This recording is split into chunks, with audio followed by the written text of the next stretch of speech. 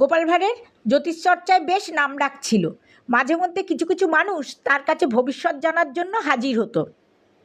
এমনই একদিন দূরের গ্রাম থেকে একজন হাজির হলো গোপালের বাড়িতে। সঙ্গে ছিল তার ছেলে। গোপাল লোকটির হাত খুব মনোযোগ দিয়ে দেখতে থাকলো। আতশ কাচ দিয়ে হাতের রেখাগুলো বারবার দেখে গম্ভীর হয়ে গেলেন। তারপর বললেন, আগে আপনার কাশিতে মৃত্যু হবে।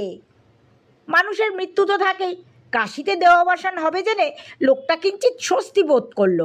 কাশিতে মৃত্যু হলে কৃত পাপ খণ্ডন হয়ে যায়, ফলে জমালয়ের নরকবাসও হয় না।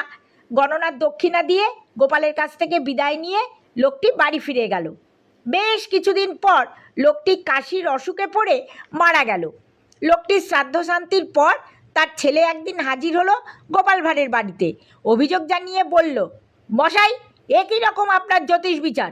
আমার বাবার তো কাশিতে মৃত্যু হলো না, সে তো বাড়িতে মারা গেল। গোপাল জানতে চাইলেন, কিভাবে মারা গেল? ছেলেটি বলল, কাশরোগে। গোপাল বললেন, তুমি গণনায় ভুলটি দেখলে কোথায়?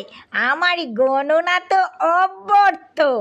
বলেছিলাম কাশিতে মরবে, মরলই তো কাশিতে।